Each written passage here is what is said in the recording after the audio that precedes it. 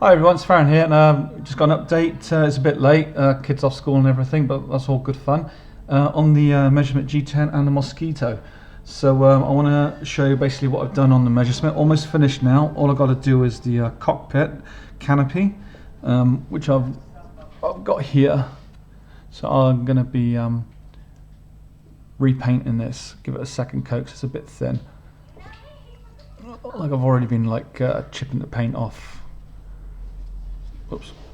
And trying to re-stick this with micro crystal clear, and it keeps dropping off, but never mind.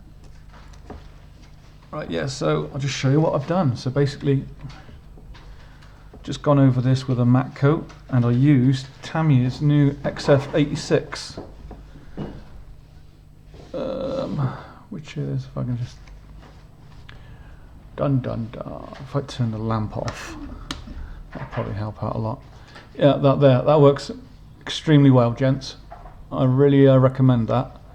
It's not clear, as you can see, it's murky, but it sprays very well, and you do get a nice true matte finish.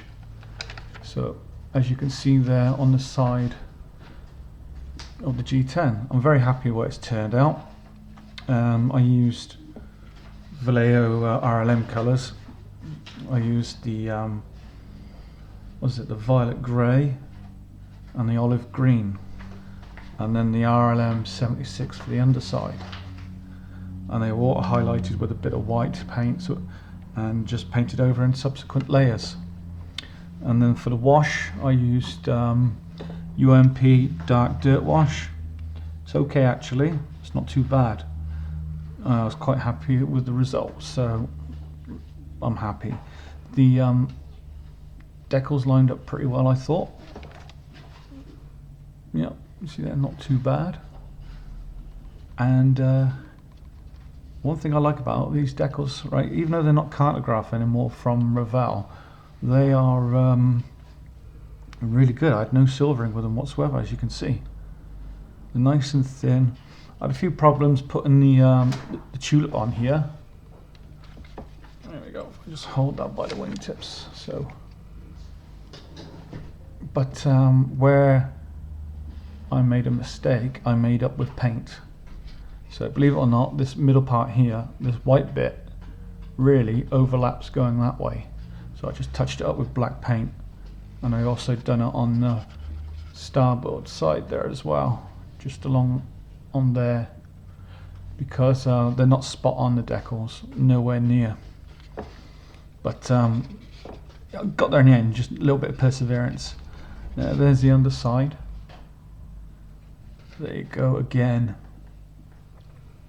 You know, this the RLM 76 I think I used on this for the underside, and then with the dirt wash all over, and then brought back up. I left some of it on for too long, and it's stained all along down here like a dirty watermark, so I touched that back up with paint, and it seemed to have done the job, so I'm quite happy how that's turned out. So yeah, the undercarriage though, I find on this model very, very flimsy, and that's with super glue as well. I'll just drop that back down on there.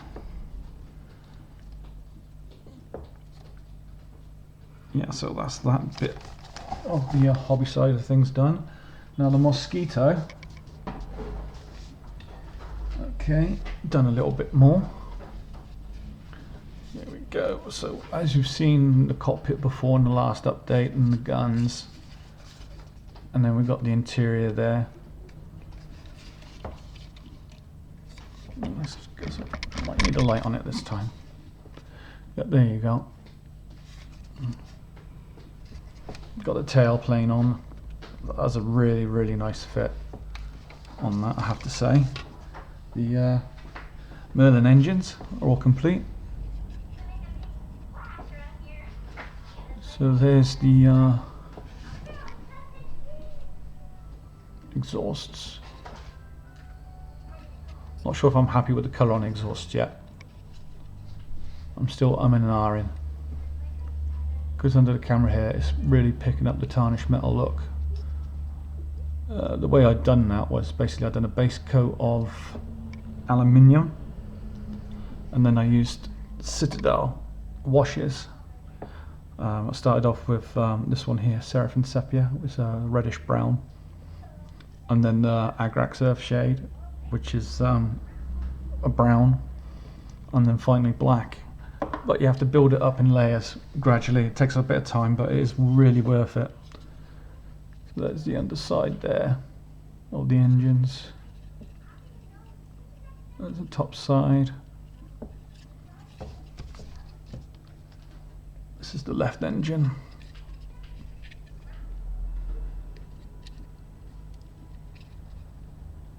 As you can see there, got the decals on inside also. Really happy how these have turned out. To be honest with you, these have actually taken the longest. Now I've been working on this kit now for a month, and this has been the longest. This has been about at least 2.5 weeks on the engines alone. But I'm happy how they've turned out. Then we got the wings spar section. I'd done this yesterday. That was all day work. I can't fit all of it in the camera because we're looking at how big are we. Something is like just under 52 centimeters. But nonetheless, I really enjoyed it. I especially enjoyed mixing these colours here to make the red for the fuel tanks. You know, that was really good, and that was like 5 parts of flat red, and then like 1 or 2 parts of khaki mixed together, and it gives you this nice reddish brownish colour. And then basically just taped off the straps with masking tape, painted them the same colour as the main frame colour of cockpit green. The interior, however, is a white, as you can see. And then at the front here, this is all photo etch. Excuse me. Might come with the, I thought I'd turn that off. But yeah, that was a good few hours work there. There's loads of components there. You actually had to screw this one together in order to actually get it to hold together. So it's glued and screwed.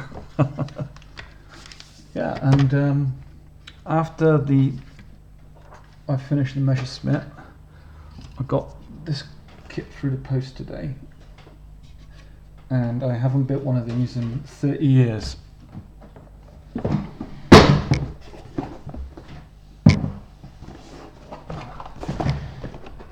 And that's a Spitfire. Let's just turn that lamp off. There you go. So yeah, this is the Hobby Boss Spitfire Mark VB Tropical. The only colour callouts it gives is basically for like guns, Mr. Hobby, Vallejo, and Tamiya. But in the Tamiya colours, it only gives for the like the tyre colour, the aluminium, the burnt iron, but none of the main colour callouts. So anyone out there who can say this is correct or I need correcting, I'm going with XF60, dark yellow, and dark and flat earth, XF52. But if anyone can tell me if I'm right or wrong, I think the colours look okay, I'd appreciate that. But I'll do a separate video on this for you know, an open box review, because I've had a quick look inside and it's fully kitted out. You can do the well, so you've got the engine detail, you've got all the engine detail, oxygen tanks, radio, compass is all at the back here. Again, you've got all this detail at the front for the engine, and then in the wing sections you've got the ammo cases for the guns, and then you can put clear parts over the top then to show off your guns. So that's a nice little touch, I thought, but I think I might just have mine sealed up. I don't know yet. Let's see how it goes. But like I say, yeah, I haven't built a Spitfire in 30 years, because I think I was an early teenager when I first built one of these, and the first one I bought was either a Matchbox or an Airfix Mark 1 in 1/72 scale. I know I had a spare 1/24 scale one at some point, but I can't remember whatever happened to it. Probably left in an old house what I grew up in the attic. Probably still up in that attic, I expect. But anyway, there you go. That's enough of me waffling on. That's what I'm going to be working on after I finish the G10, and I'll see all you guys in the next vid. Stay sharp and happy modelling.